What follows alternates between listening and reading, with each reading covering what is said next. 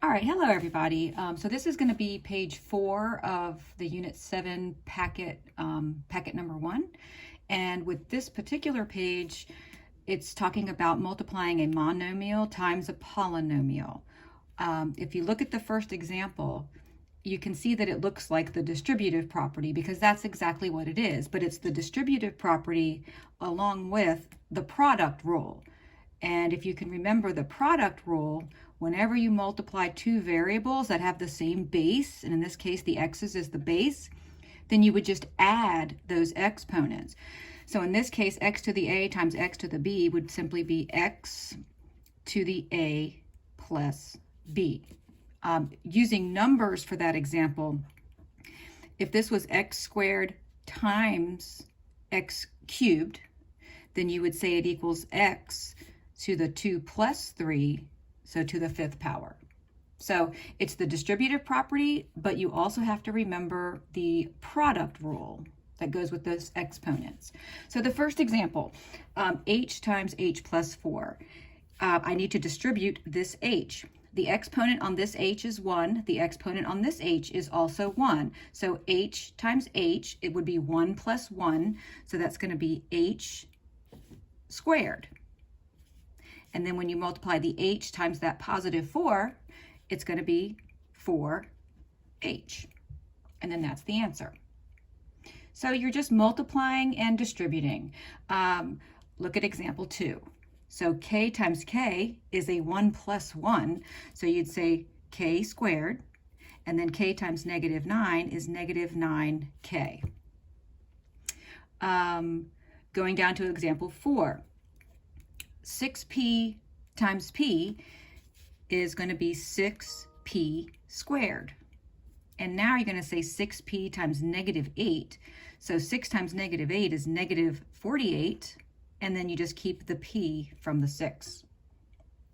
Number 5, 3c times negative 2c. Well, the 3 and the negative 2 get multiplied as usual, so that's negative 6. But the c times c is a 1 plus 1, so c squared. And then we're going to distribute 3c to negative 5. So 3 times negative 5 is negative 15, and then you have to keep the c. Moving on to a little bit more complicated ones. That x times that x squared. Well, that's a 1 plus 2. So x times x squared is x cubed. X times negative x is like a 1 times negative 1, so it's negative, but then it's 1 plus 1, so subtract x squared. X times positive 3 would be plus 3x. Number 10, I'm just going down the left column. Some of the ones in the middle column I'll also go over. Let's see here, number 10. Negative 2x times 6x squared. So negative 2 times 6 is negative 12. Remember, coefficients are not exponents, so you treat them as normal. And then the x to the first times x squared is 1 plus 2, so that's a 3. Negative 2 times negative 12x is a positive 24, and then that x times x turns it into an x squared. Negative 2 times positive 18 is negative 36, and then you just keep that x. All right, so now we're looking, I'm going to go to number 11. Now we're going to look at when there's two variables instead of just one variable. You can only add the exponents of the same bases. So 3xy times x squared, well, 3 is going to stay 3 because the coefficient on this is just a 1, so 3 times 1 is 3. X times x squared is going to be x cubed, and there's no other y, so we just keep it y to the first. Jumping over to the middle term, 3xy times xy, that's a positive 3, and then x times x is x squared, y times y is y squared, and finally the 3xy times the y squared is going to be plus 3, and then that x doesn't have anything to multiply by, so we just keep it as x to the first, but that y times y squared will turn into y cubed. Number 13, we've got two variables again. So it's 3ab times 4a squared. The coefficients get multiplied as normal, so 3 times 4 is 12. The a times a squared is a cubed, and then the b has nothing to multiply by with that first term, so we just keep it a b. 3ab times negative 7b cubed, 3 times negative 7 is negative 21. A has nothing to multiply with, so we leave it as an a, but b times b cubed is going to be b to the 4th. This is a negative 21 right there. All right. Look at number 14. Number 14 has two variables and some higher exponents. Again, start with the coefficients. Negative 4 times 9 is a negative 36. C cubed times c squared, that's a 3 plus 2. Not a 6, it's a 5. So c to the 5th. D squared times d squared is d to the 4th. Now we're going to look at negative 4 times negative 4, which is a positive 16. C cubed times c is a c to the 4th.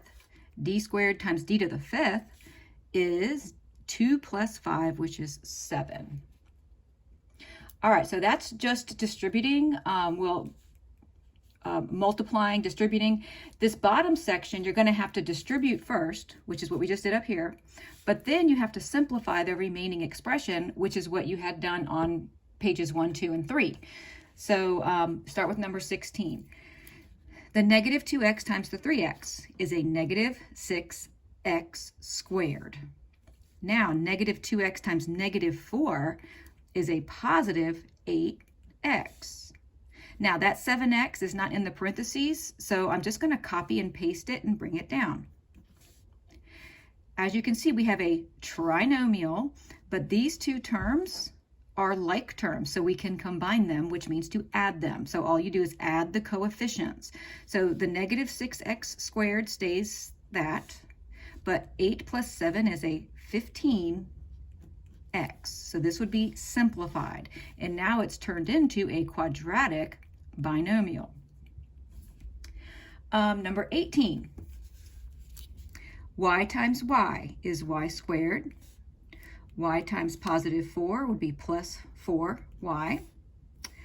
Now we've got a negative y that needs to multiply times both terms inside of the parentheses. So negative y times positive y, that's like negative 1 times 1.